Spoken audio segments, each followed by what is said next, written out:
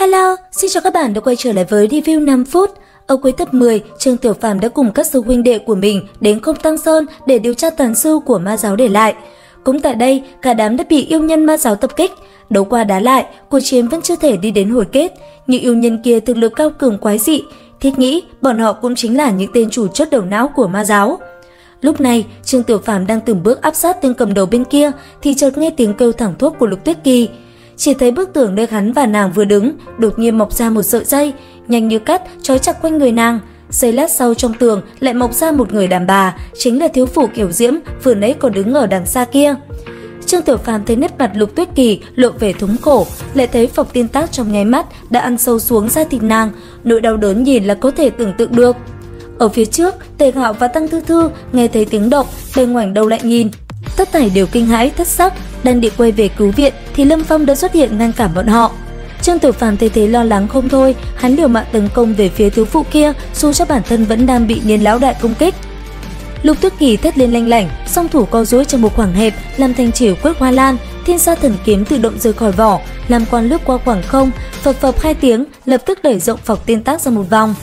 Không để nàng với Trương Tiểu Phàm kịp thở, bọn ba người bên Niên lão đại đã bám sát theo.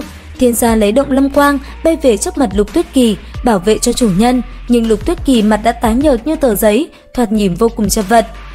Mỗi đạo hồng quang xẹt ra là một lần Trương Tiểu Phàm vất vả chật vật, nhưng cây gậy đen đúa kia không hề bị xâm hại, mà những cung sắt trong luồng hồng quang cũng không ảnh hưởng được đến Trương Tiểu Phàm. Dưới sự chăm chú của mọi người, hắn cứ từng bước áp lại. Chỉ nháy mắt, trên trán đại hán nọ đã lấm tấm mồ hôi. Trong lòng lão nghĩ thế nào cũng không hiểu nổi, mình phí tâm huyết suốt 300 năm mới tu luyện thành xích ma nhãn.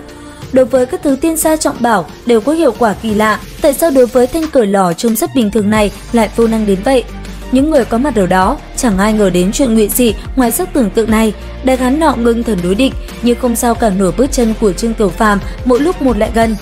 Lâm Phong lúc này đã thật sự nghiêm túc, hắn đã lấy ra pháp bảo của mình, chỉ thấy trời đất tối sầm lại, cuồng phong nổi lên.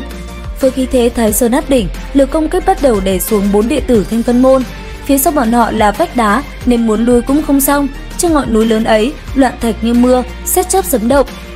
Trong phút giây sinh tử, đám người Thanh Vân Môn cảm thấy lo lắng thì Tề Hạo cắn răng bước ra dùng lục hợp kính bảo vệ cho cả bọn họ, muốn chống đỡ hòn núi to lớn ấy với khí thế như vạn quân.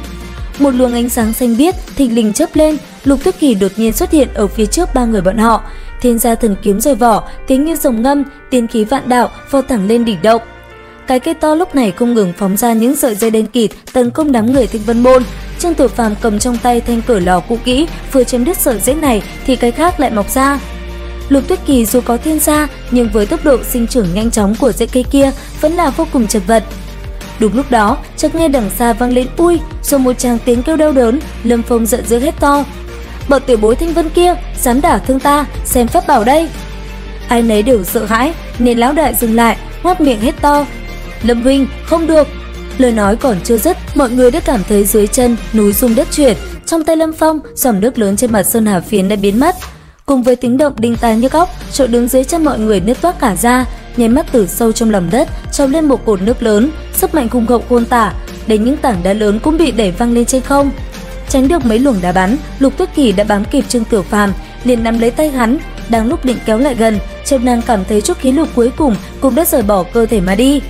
Trương Tiểu Phàm mơ mơ màng màng thấy Lục Tuyết Kỳ trước mắt, rồi đột nhiên nhận ra cả hai đã vượt qua khối cự thạch tỏa hào quang dữ dội, trên có khắc 3 chữ Tử Linh Uyên, rơi vào vùng thẳm sâu không đáy. Đến đây thì cũng hết tập 11 Chu Tiên 3D. Xin chào và hẹn gặp lại các bạn ở những video tiếp theo.